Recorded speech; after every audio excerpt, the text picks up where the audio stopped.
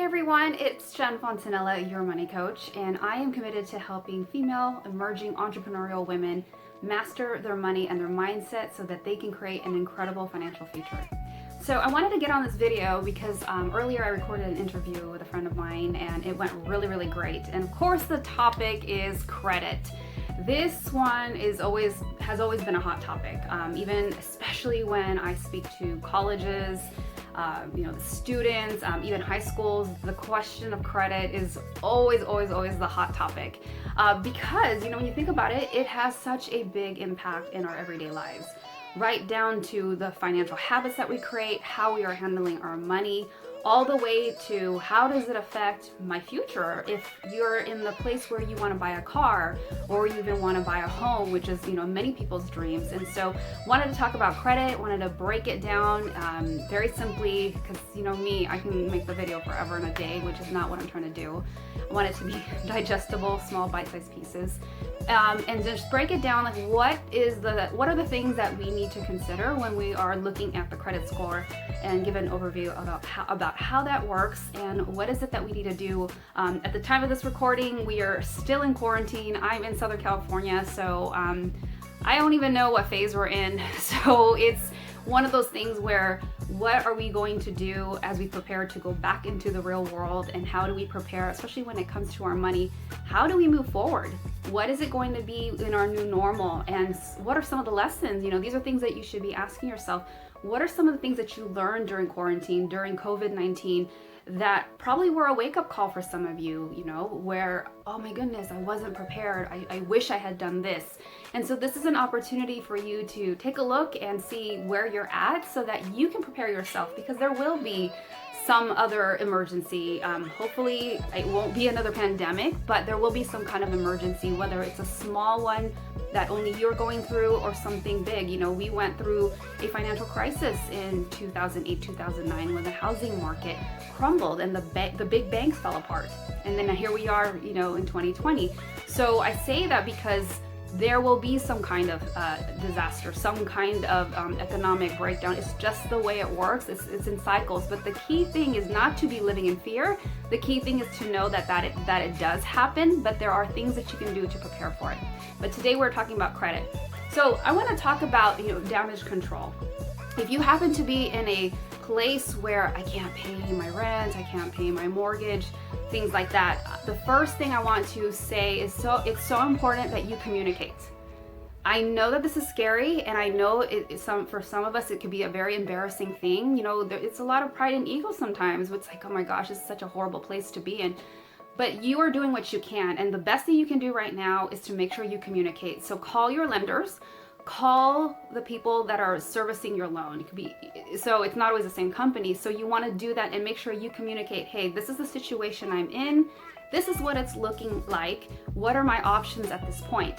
You also you want to also double check, if you're not sure, if you have a government-backed loan, meaning it is like Freddie Mac, those times, Ginnie Mae, those are federally backed loans, that they're government loans. So you might have one of those, and you want to also understand the rules. Does the CARES Act, cover that? Because you might have some options where you are either going to qualify for forbearance or deferment.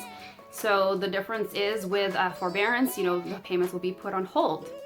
And then you'll have to figure out, okay, how am I going to pay this off later on in a lump sum? Are they going to expect me to pay this in X amount of months? It's going to be different for every situation, but this is why you have to call. If it's deferment, they'll take on the payments and tack it onto the back of the loan. So you want to know what your options are. Many financial institutions have put plans in place, so you want to take advantage of that. The key thing is to not do nothing. So you want to see what your options are and make sure you act on it as soon as possible. So communicate is so key.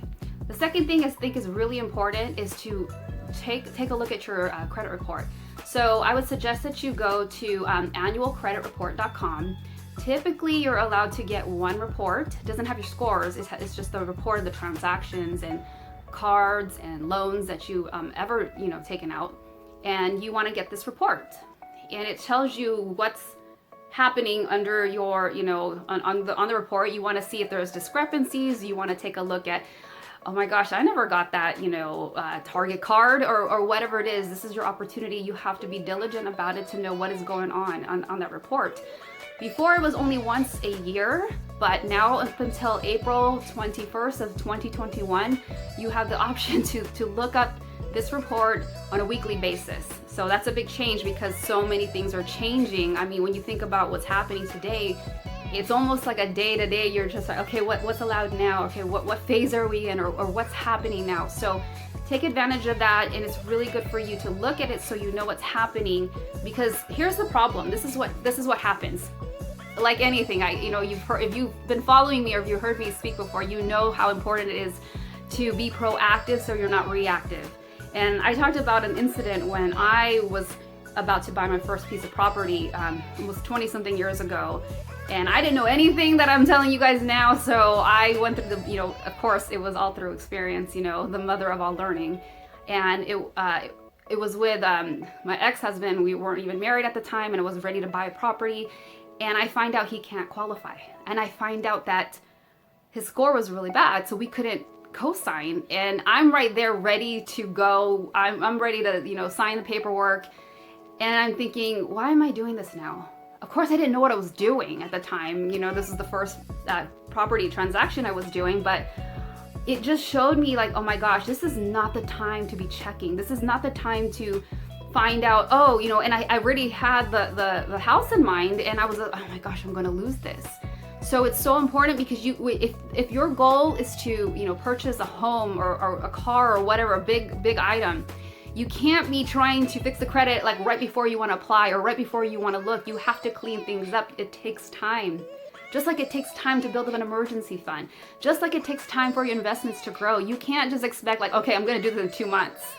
Not that it's impossible, but for most people, it's not going to happen that quickly. So do your due diligence and make sure you're checking your reports so that you can make sure like, okay, I can have this time to clean it up. Okay. So the next thing is why this is so important is because like I said, if you want to buy a car, if you want to buy a home, sometimes you don't realize that it goes beyond that. It can even affect future approval for other credit cards.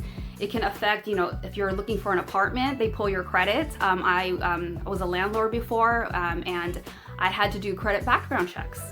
So let's just say there's like 4 applicants. This actually was a true story. So there's 4 applicants, and I run credit checks on all of them. I'm probably not going to go with the person who has the 520 score.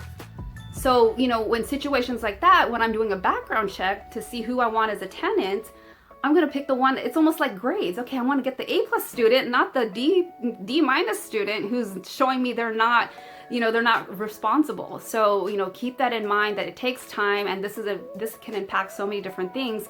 It can even affect a job application. There are some companies that use your credit score to determine whether or not they want to hire you. Yes.